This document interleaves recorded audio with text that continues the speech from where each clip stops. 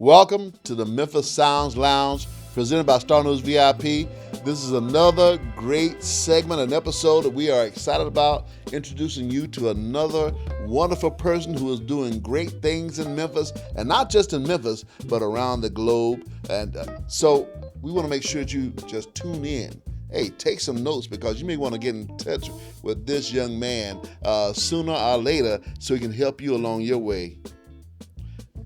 Who I want to introduce you to, and it's just not me, but I also have Adam and Malik here with me, and we don't know why we do this. What's this for? What's good? What's I don't know. We got to do something. Hey, the EM for Memphis. Yeah. Okay, all right. About, what's going but on. where's Nesbitt? Anyway, Nesbitt, where you at? Come through the door right now so we can see you. But we have someone here whom we want to introduce you to.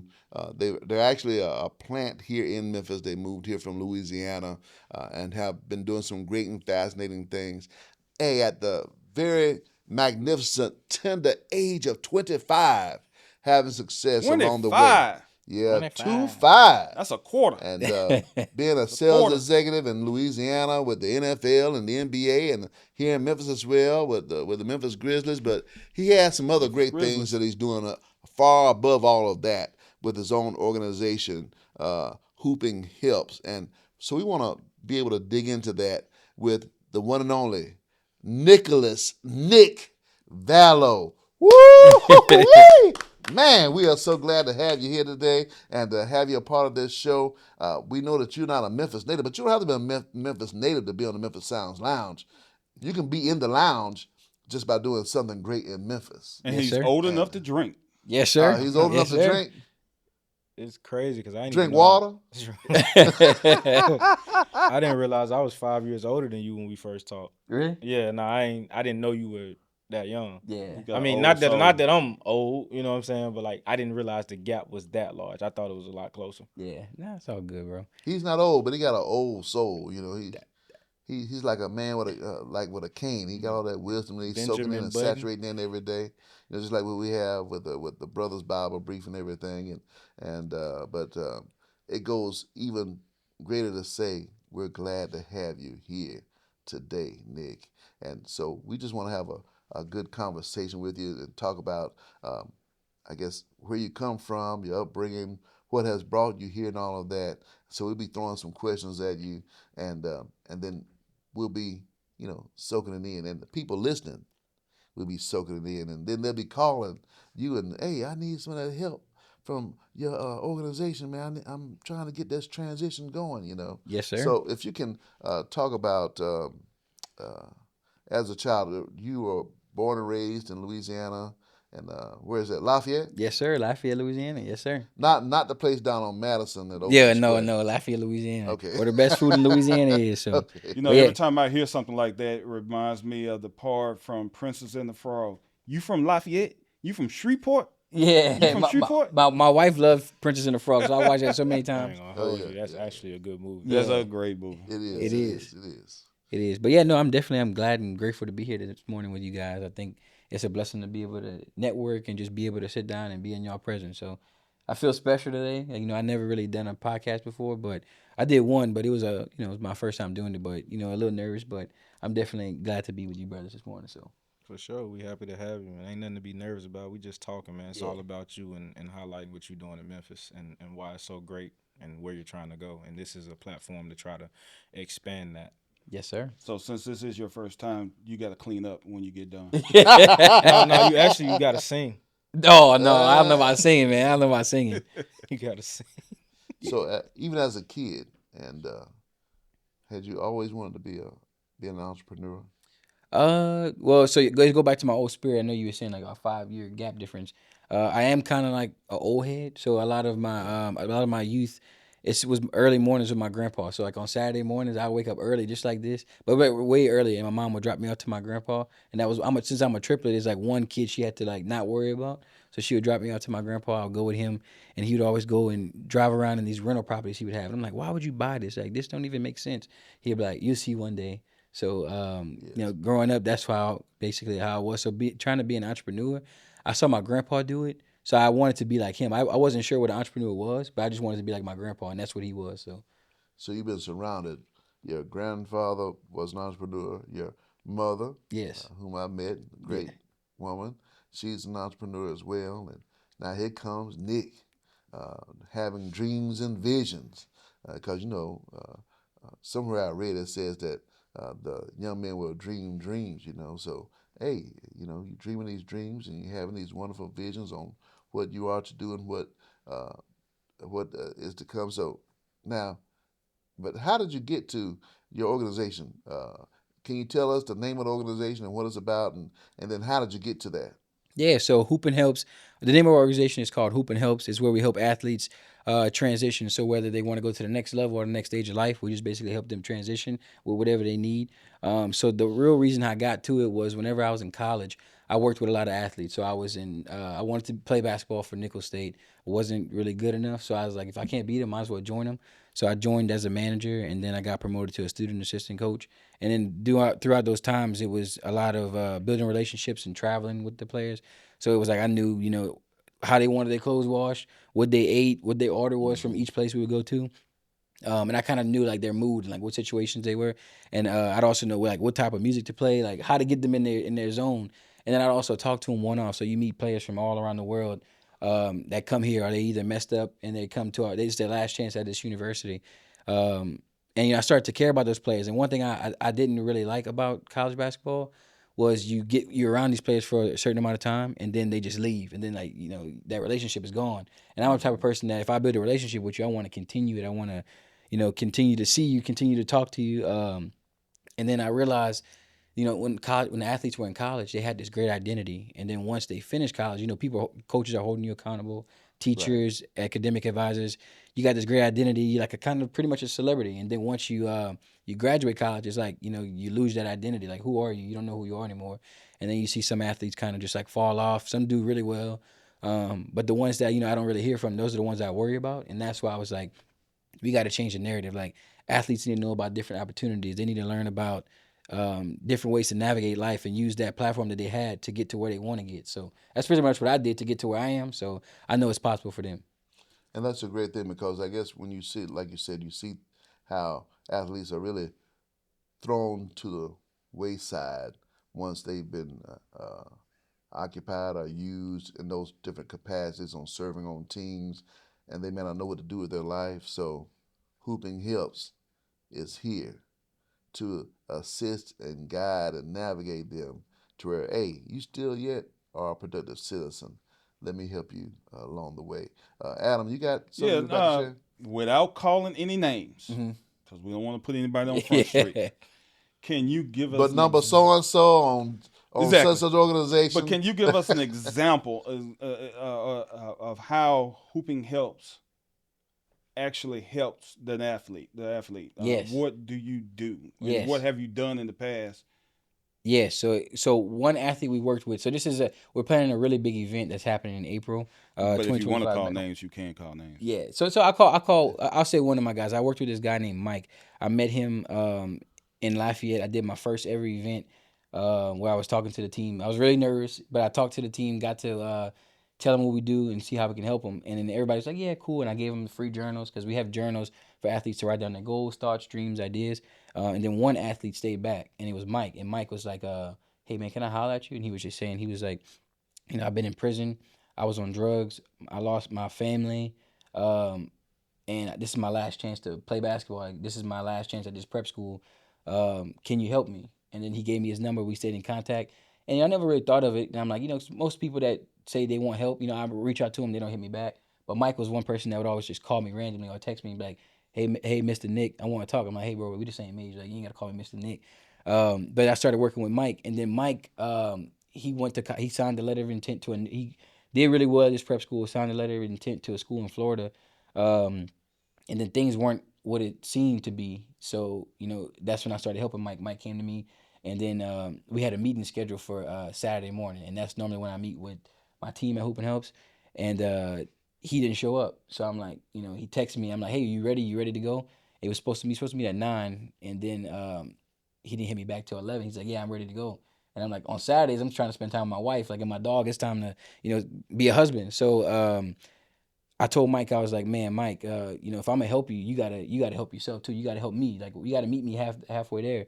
And then so what Mike did was he sent me this testimony, and I have it on our website, but it was saying, I believe, I'm sorry, but I believe that God put you on here on this earth and put me on this earth to make a difference, and also to, I can't quote the exact quote because I'm not reading it, but it was basically saying that he put me into his life to help him, and to get the best out of him. So what we did was I got with Mike that same Saturday. It was about 2 p.m. and then prime time playing right now. So I'm trying to watch Colorado play football. But I'm like, you know what? I'm gonna help Mike. So Mike didn't have a resume, so I helped him build a resume because he was like, some things went on with college. He was like, I'm gonna go home. I'm gonna help my mom out. I'm gonna get a job. So I was like, all right, cool. So I helped him with a resume. We took maybe 30 minutes on that, help putting it together. And then he was like, oh, Mr. Nick, I don't have a professional headshot. So I was like, okay. And I got a big whiteboard in my office at home, and I wrote down everything he didn't have. So he didn't have a professional headshot. So I was like, okay. He was like, every time I talk to you, you like so professional. Like, how can I start talking like you? I'm like, hey, you don't have to talk like me. Like, just be you. And it just came over time of experience. And then he's like, I don't have a LinkedIn profile. I was like, okay. I helped him set up a LinkedIn profile. And he was like, I don't have a nice polo shirt like you got. I was like, okay. So I sent him a polo shirt. He didn't get that same day, but eventually he got it. And then what else did Mike have? He didn't have that LinkedIn profile, but basically what we did was I helped him put all those things together in those tools, help him set everything up, and then now what he didn't realize what he was doing, he was actually helping me. So whenever we put our first event on in Louisiana, that event is going to have a resume building workshop, a professional headshot for everybody to take a professional headshot, a polo shirt for all the young men and women to get a nice shirt to when they go on an interview or when they take that professional headshot, they'll get that. And everybody's gonna have that LinkedIn profile set up. So everybody's gonna have a professional LinkedIn profile set up, and then networking and relationship building skills. So I work a lot with Mike on the importance of building relationships because you don't know where he's from. He's kind of like, he was small minded, and he was telling me like, hey, I'm like, I don't really know much, but I'm like, hey, the relationship that you building now, keep doing that, keep building those relationships, and just the importance of decisions, like how one decision can affect him, and he knows that where he went and where he doesn't want to go no more. So all of those things that he was telling me was actually helping me help more athletes. So that's one of the big events that we're doing. So that's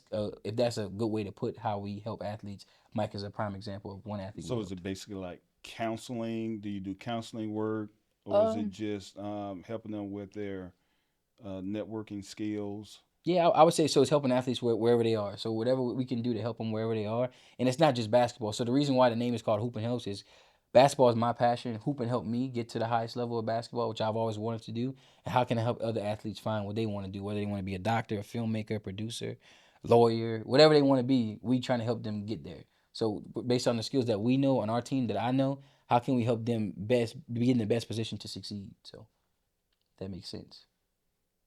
That's phenomenal. And Yes. just thinking about that in regards to one thing you mentioned about, he asked if he could learn how to speak like you. Hmm. One avenue that may be good and that may be good for them is Toastmasters. We have some Toastmasters clubs around. I'm actually president of a Toastmasters club, Advanced Blue Nile Toastmasters. So that may be a good avenue that we can plug them in and make sure that they can have those communication and leadership skills, and not and that way you got another group of people who are helping and assisting and evaluating as he grows up throughout that area throughout Toastmasters. So we'll talk about that some more as well in that regard, because I think that is a good point in making, because it's very important for young men and young ladies alike to know how to communicate and now know how to present themselves when they go out here in the real world, because you always won't be on the court. You always won't be on the field. You always won't be playing that sport necessarily. You have other areas of life that you need to grow in, not just professionally, but also personally. As an individual, as a spouse, as a parent, and all those things as well. And I can see where hooping helps will be able to assist all these people who come into contact. They'll be able to advance in that.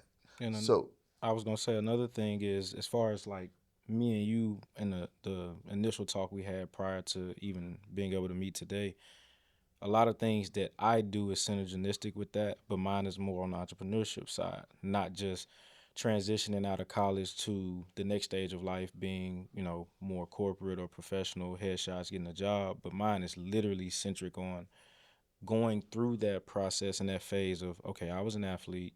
I'm done being an athlete.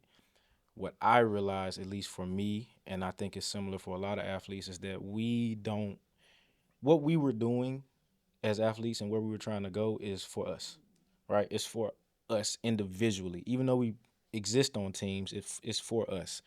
So a lot of entrepreneurship is the same way. You build teams, you're on a team, but it's something that you're building for you. It's you have ownership and accountability in that thing you're building. So for me, it's always how can I help someone that's a new entrepreneur, an athlete, or an athlete that wants to become an entrepreneur more specifically, get to that next phase. And I have a platform already on the school community where I have a 7-day how you build a business in 1 week, like actually structure it, what your website needs to look like, what a content plan will look like for the next 30 days at the end of a 7-day period. And it really only takes like 4 days when you really go through that 2-hour video that I have there, not to mention an ebook to help you figure out what you want to do preceding any type of 7-day course like that. So I think something like that is definitely something I would love to collaborate on and be a part of in terms of hooping helps, because it's not just about someone that played football and baseball like me. You could be somebody that did fencing. Yeah. You know what I'm saying? Exactly. Competitive fencing or baseball or soccer or lacrosse. Like, it's still going from that every day. What I say is when I went and started training for Pro Day, I lost my team. And I think that's a big thing that we don't consider a lot of times unless you do individual sports. And even then, it's still you're on a team. But when you go trying to become a professional and it doesn't work out, not only did you lose your team and not get back on one, you lost your team and now you're expected to get out here and just like do it. Yeah. And it's like that wasn't cultivated enough in undergrad for whatever reason. Not saying that, schools are failing. Kids are young. They don't necessarily know what they want to do. And then you get out and now you have to try to figure out what you want to do and be good at it, or, not go down the wrong path where you can't pivot. Like, I always tell people, and I know I'm getting long-winded, but this is literally like where my brain goes when I hear what you're talking about, because I'm passionate about this. Production is cool. Being a realtor is cool. That's what I do for work. My passion is everything that you're talking about today. And if I want to go to this point right here, then let's say I'm facing this way and I want to go to this point right here. If I start at the beginning, all I got to do is turn like that and I'm there. But the further I go, the harder the turn has to be. Exactly. And I'm trying to figure out a way to keep people from getting too far down the wrong path so that they don't have to make that abrupt turn that also flips their life upside down, whether they got a wife and kids at that point. It's like, all right, now the gap from me jumping out the window and doing this thing that I know I wanted to do but I never did is so much further of a fall, and that affects your life at that point. It's not just your happiness and what you're trying to do. Now it's affecting other people and it's affecting your career. And it's not like you can't do it, but it's a much harder task at that point. And it takes so much more courage at that point than it actually does to do it when you're young, when you perceive things as too late versus when it actually is. Exactly. And that's amazing. And that's why I love that too. Because I know a lot of athletes, just in general, in either high school or college, like if someone would have told me, like when you, back to your point, Trini, when you asked me, if I always wanted to be an entrepreneur, I didn't know what an entrepreneur was, to be honest. And if someone would have gave me a blueprint like you were giving out, I think that would have been tremendous. Because now it's a little bit harder because I'm establishing my career. I got a wife, got a house, so it's not just easy to just pick up and go. So like I am headed in this direction. So that turn to be got to be a lot strategic than it would have been if I'd have did this. If I'd have met you 2-3 years ago, So I definitely love that, and we definitely can collaborate on that because that's tremendous, bro. And I'm not saying I'm definitely qualified to be able to do something that you're doing, but partnering together, we can do it together. So Yeah, And I think both of y'all. I yeah. think both of you all are qualified. Malik and his modest comments here. Malik That's awesome, Malik. is an outstanding athlete. He actually was playing football and baseball at a high level, and he had to decide on which one to play, going to college and all of that. And if you look at one of our old interviews, you would know he played at the University of Miami. It's a you thing. Let's you go. wouldn't understand. What's the Miami what now? What are they? Hurricanes. The Hurricanes. Yes, sir. They'll blow through and knock you over, man. Hey, look, man. Right now, as a matter of fact, right now What'd you say? They did a lot of blow. What? Hey, they're in the top 5, man. Oh, my bad. Miami's in the top 5 right now, you know. But Malik does have a passion for what he's talking about, helping other athletes. He's presented himself in such a way. But you know what? Also, you know, he's known as Malik the entrepreneur. Yeah. So you can actually see Malik the entrepreneur on social media. You can tap into that right now, you know, or after you're done watching this show for sure. And but these two young men for sure they've gotten together. This helps them to get together even more now to make some things happen. Well, okay. Yes, Let me. Hooping helps. I'm gonna and do Malik what I the normally do. I'm entrepreneur. gonna cut you off. What you say? Got to keep it consistent. What is that? He's nothing if not. I got a consistent. question. Let me ask you something. You know you're gonna do a collaboration. Are you looking for other sponsorships out there? Is it to get to where you want to go? You know, a lot of times you can't do it by yourself, and help with standing on the shoulder of giants helps out a lot. Is there? Do you have a platform here? Speak out and see if anybody wants to join you or help you get to where you want to go. Yeah, absolutely. I think I know I tried this. So Hooping Helps has been established as a nonprofit for a year, a year and a couple months. And obviously trying to do things myself didn't get to the results we wanted to get. But we do have a great team, and I'm also looking for more people to and ideas and sponsorships and partners, whether it's another nonprofit organization, whether it's businesses in the area, whether it's like-minded people like me and Malik, to collaborate, to partner together so we can make a tremendous impact rather than just making a small impact and making a small dent. And obviously, like, go back to that team part, like, when you're a professional athlete, you said that you were preparing by yourself.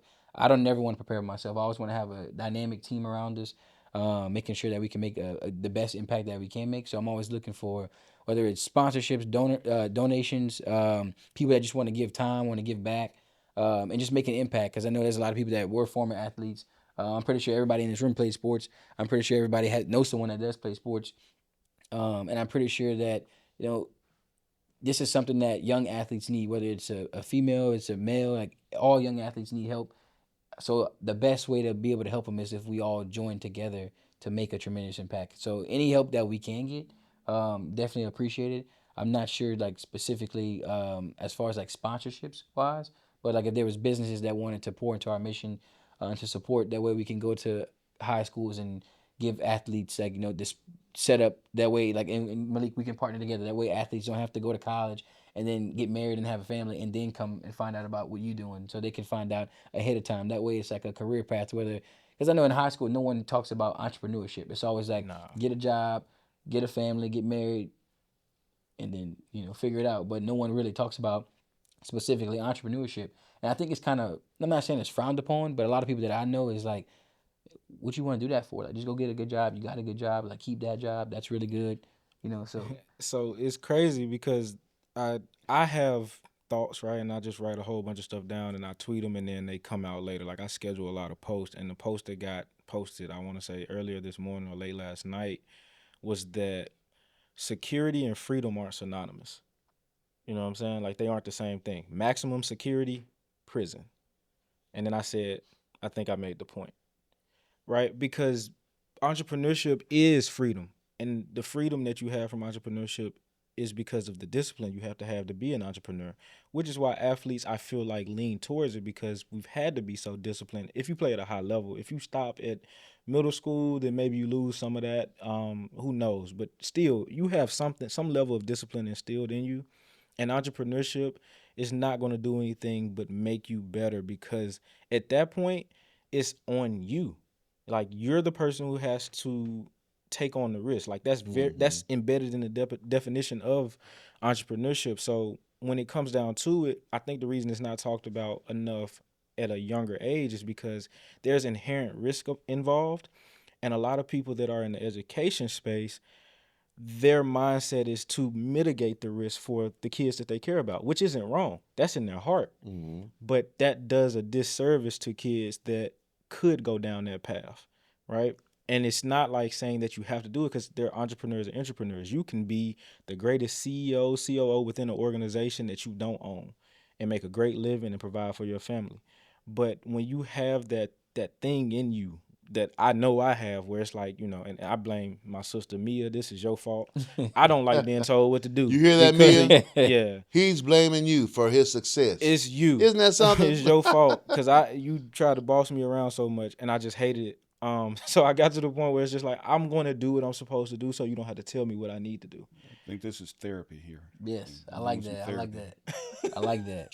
He's opening up to us. Yeah, pouring my heart out to you, Adam. So was that a good? You are on the couch. Yeah. That's it. Well, all of us here are entrepreneurs in some aspect, and in our varieties of professions and everything, and we want to do whatever we can to help, with your organization. That's what Memphis Sounds is about. Not just about just having some talking heads in an interview, but we want to have an impact along with you in the community. And there's a lot of people in the community, our community, that are watching you right now. Yeah. That could help, that should help this young man out. Yes, sir. And to go back to the point too of the question you asked. And this is a young man who's doing some things. He's a 25-year-old young man that is a CEO. He is not carjacking anyone. He is not a threat. He is doing something positive for your kids. Help this young man out. Says the old man that's talking about Nick. And one thing I would say too is a lot of one thing I'm trying to get is a lot of athletes, whether it's a specifically athletes like Malik, you're an entrepreneur, you were an athlete, you played at one of the highest level basically, but athletes, I know a lot of. So if I try to talk to an athlete, just being honest. So when you ask for the help we need, some athletes they would listen, they'll pay attention because of like what I've done. But when we establish a team, I want that same respect that athletes would give to our team that we have. So what we're looking for is like whether it's professional athletes, whether it's former professional athletes, whether it's athletes that turn into entrepreneurs, athletes that are in corporate America, athletes that are in all different aspects of lives that can relate to these athletes' struggles and basically help them and give them guidance and counsel. Because sometimes, being honest, some athletes don't have parents, they don't have a support system, they don't have as much common sense as we think they should have. And they also don't have guidance and counsel that they should need, that they need. And I think a lot of my success comes from being surrounded like-minded people like you guys. Sometimes I'm not even sure how I get into rooms like this, but I'm just blessed that I do get into. You get in through the door. Yeah, and walk through the door. I like you said that door up there. Yeah, but that's what I want for other athletes. I want athletes to be able to open up and be who they truly are, rather than just be known as, that guy was just a really good basketball player. What does he do now?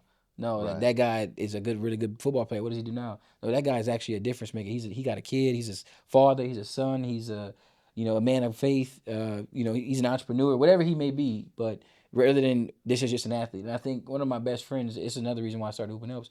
But he's one of the best football players I've ever seen in my life, and just really didn't like school. And he was telling me, he's like, I don't love football anymore. And I'm like, bro, like you can go to the NFL. Like, what do you mean you don't love football anymore? He's like, people only know me for football. They don't know me for anything else. So like every time I talk to people, all they want to talk about is football. I'm a human, and I'm like, I never really thought about that. But he stopped playing football. He never picked up a football ever since.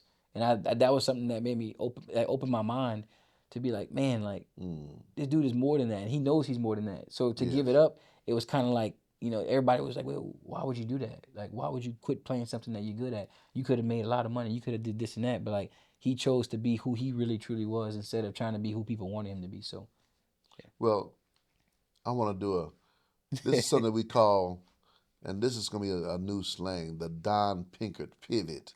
And there's a friend I know, and he always comes in the midst of a conversation, and he changes. We'll be talking about the moon, he'll change and start talking about something way somewhere else. So we call it the Don Pinkert pivot. Now, why in the world would you be talking about the moon? We're not going to talk about the moon, but this is a Don Pinkert pivot to look at you moving to Memphis, because you were fairly successful in Louisiana as a sales executive there, and then you come to Memphis as a sales executive.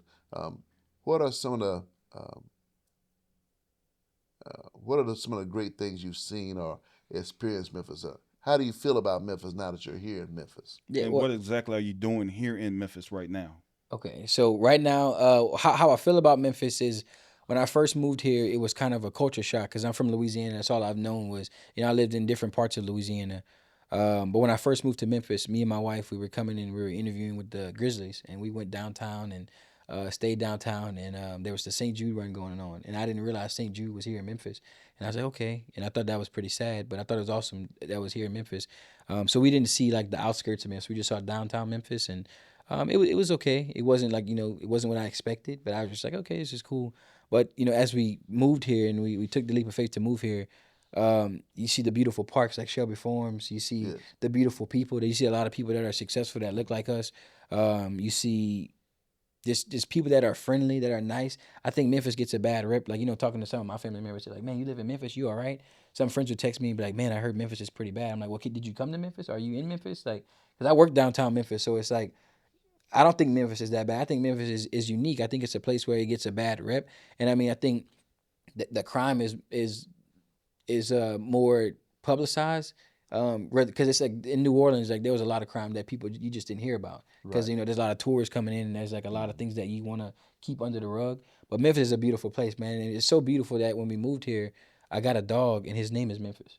So like yeah, like I mean I know that's not the biggest thing, but That's How if old you is ever your needed a your sign to dog? move Your to dog, Memphis. your dog is about People don't a year name their old now, dogs right? just yeah, 2 anything. years. Yeah, 2 My years. dog is Okay. 2 years old. Yeah, So. people don't name their dogs just anything. Yeah, So but that's Memphis is a beautiful place, and me and my wife we were able to meet great people, and this is one place where it's like in New Orleans we were established, but in Memphis it's like we established a family, and it's just me and my wife here and our dog, and we don't have any like specific like actual blood family, but like being here, we got Trinity, we got you guys, like this is beautiful, like to see how you can move to a different state, and like you can build a whole nother family here. And my mom and she's always like, "Are you all right? Are you all right?" And then she comes to Memphis and she's like, "Oh no, you all right? Like you good?" I'm like, and it's good for my wife to see that as well because it was really a decision for her. I had to say, "Babe, like, do you want to move to Memphis?" Because I can't just up and leave. Like we're getting married, and I want to please her and make sure she's good. And she's like, "I'm with you." And my thing was it was to prove that she trust me enough to move to Memphis. So how can we make the most of it? And I think God's been really good by putting people in our lives to show that like this was the right decision to move to Memphis. So we got a great family and culture around us. So I love Memphis. Like I'll be here as long as I can. So I feel like home. Now, since you've been here, have you had any barbecue? Yes, I've had barbecue, Central Barbecue. Oh, and my bad. I'm gonna go back to your question. I work for the Memphis Grizzlies, so that's why I'm here in Memphis. So what I do in Memphis is I work with the Memphis Grizzlies in youth sports and sales, where we help Parks and Recs become part of our Junior Grizzlies program. So we get them involved and then sales. So like I tell my clients, like I can sell you the team if you want to buy it. So pretty much I love sales. I feel like I can sell anything, and selling the Grizzlies isn't hard when this is a basketball city. So. Yeah. Yeah, but Dad had barbecue. I had Central Barbecue, Tops Barbecue, and what was the other Rendezvous? I'm just that's the what was the other place we went to, Trinity? I don't know. Right. One and only. No, I had one All only. right, fans, you see how Trini goes back to food. Man, Again, no, what was the place she we went goes to? right back to food again. It was man, we went together. We went for lunch one day. It's the place on It's downtown another Memphis. pivot on food. It's like it's a famous place. It's where we went and we were gonna do the extravaganza there. Memphis barbecue. No, not that place. It was like on a street, man. I don't know. It's like a name it's like the. You talking about over on You gave me the watermelon. North Yeah, Parkway. yeah. You know that barbecue spot? You talking about Cozy Corner? Yeah, Cozy Corner. That was some good barbecue. Cozy That was Corner, some good barbecue. So Shout out to Cozy Now, Corners. Cozy Corner, but it's amazing that you mentioned Tops. A lot of people think about all these other fancy places around Memphis, but Tops probably makes more money than everybody else because they got a bunch of locations all Yeah. around town. You can be on the north side, south side, east side, It's a west Tops side. somewhere. There's a Yeah. Tops barbecue somewhere, and there are people lined up buying all their barbecue ribs. from Tops barbecue. So Eating them Tops burgers too. yeah, the Tops We ain't burgers just are the eating 'em. slammers. Yeah, Yeah, the you don't pulled realize pork how good they but- are. Yeah, and so they got some great things here. But not only that, but you got like you said, the parks here in Memphis are phenomenal. Just like Shelby Farms, one of the largest metro parks in the not just in the country but in the world, and a nice place to go. And experience riding your bikes or jogging or just taking a walk or just having a picnic, things like that, and other activities they have going throughout the park. Anything else you've can just think about that you can highlight or that you like about Memphis? The growth. I say like From a 25-year-old, Yeah. from the eyes of a 25-year-old. Not from the eyes of an old man like Because we know what's up, but the problem with you try to cut off my old, I do you try mean to to cut off my interrupt. old man I part. do mean to interrupt. You have a lot of people, and we all know 25 is very key though. we have a lot of people when they reach your age and success, They want to leave. they want to leave. So, for instance, this gentleman here, he left. He comes back, he visits, but I didn't really leave though. Like I went to school down How you there. put Malik on blast like that? Yeah, I Now, tried- put some bass in there. Why?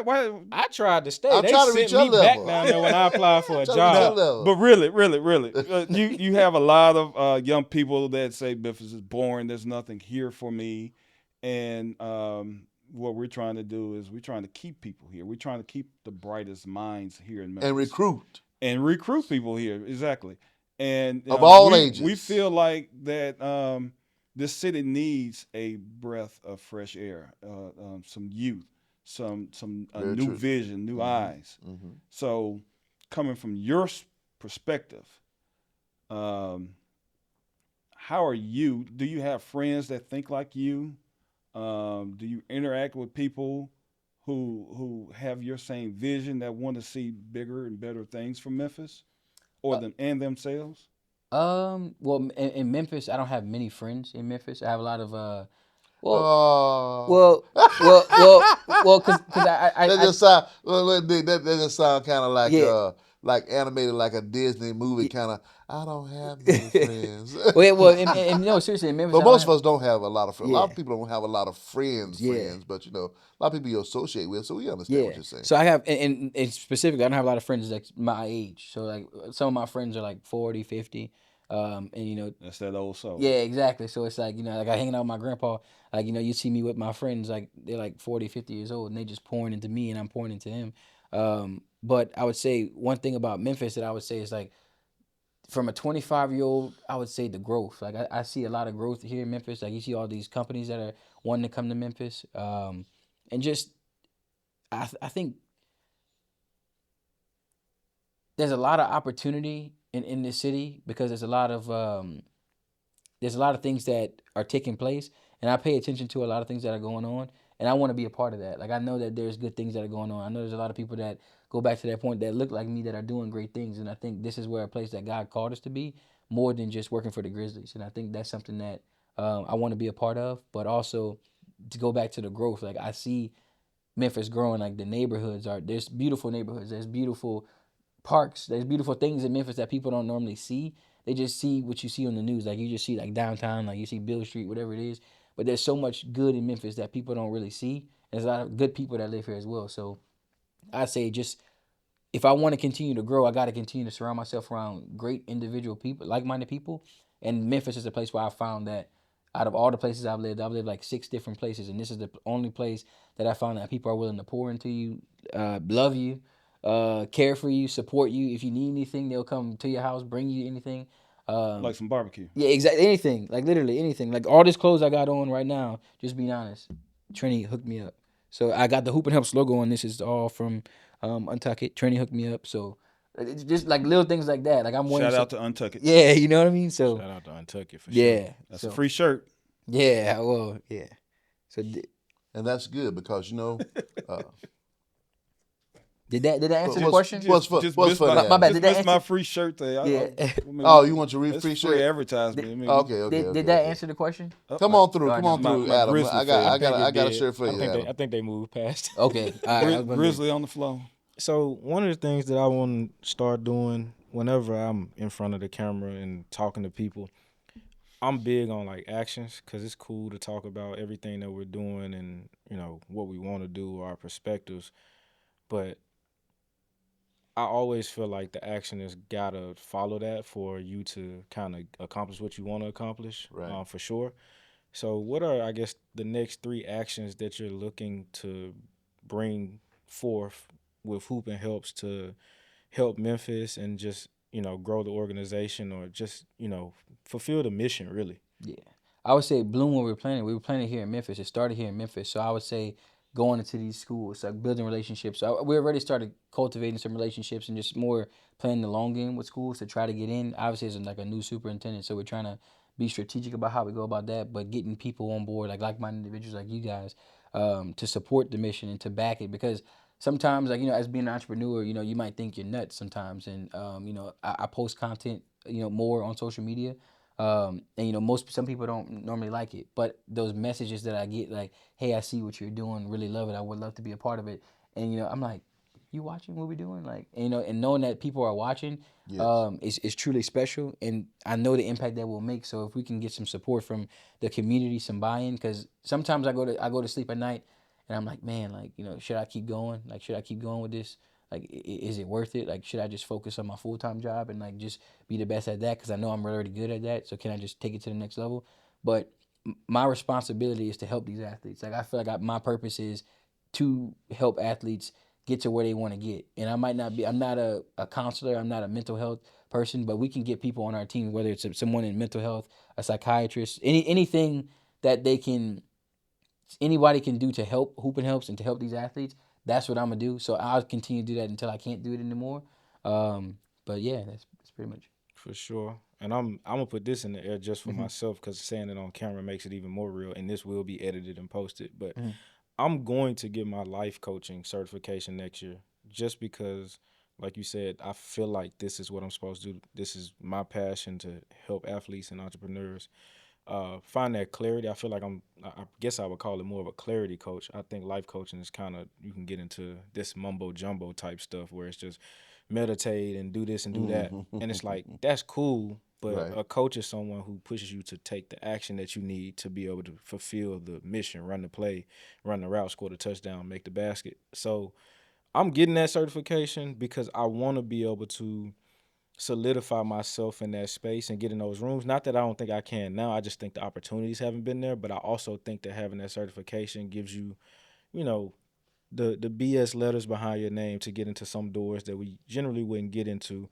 Building a platform also helps that way too. But I just know that like collaboration and being able to bring things to certain people and put certain stuff out there is also really, really important. And also I want to learn what I don't know. Right? I'm not a genius when it comes to this. All I know is how I did it. But the same way when my first business starting in fitness, the same way I had to learn different techniques on how to teach people about nutrition and how to work out because I only had the athlete perspective, is the same way I have to think about, okay, this is how I built my life, but like somebody else has these goals, how can I help them build theirs outside of my initial frame of reference? And like building that into a plan that has action items and being able to follow up with them and keep them accountable, as well as, again, having a certification and being able to incorporate it into some type of business entity so that when I collaborate with you, again, on paper, everything is how it's supposed to be. So that's something I'm putting out there to let you know that I'm doing that so that when we do collaborate in the future, you know that that is what I'm working towards if I don't have it already. But yeah, nah, man, I'm all the way on board with you. Like we are aligned when it comes to Yes, everything you sir. got going on. And I appreciate that. And then to a point too, for people that are listening, one thing I realized, like, I got with a mental health specialist, is one of my good friends, and one thing they said that they don't do is they don't give advice. And I think that's one thing with Hoopin' Helps too, just to let people know, the listeners, we don't give advice. Like, we give solution. We help athletes figure out solutions. So instead of giving you advice, like, because what I think may not be best for you, I'm thinking off of what I know. And like you said, I'm always willing to learn and learn more. So we giving solutions. So I might flip it back on you and be like, okay, like, for example, to go back to Mike. Mike is like, Nick, I have dreads. I want to be professional. Do you think I should cut my dreads? And I was like, Mike, what do you think? Why are you asking me if you should cut your dreads? What's making you think that? And he started saying, well, I want to be professional. I don't know if people are gonna look at me differently.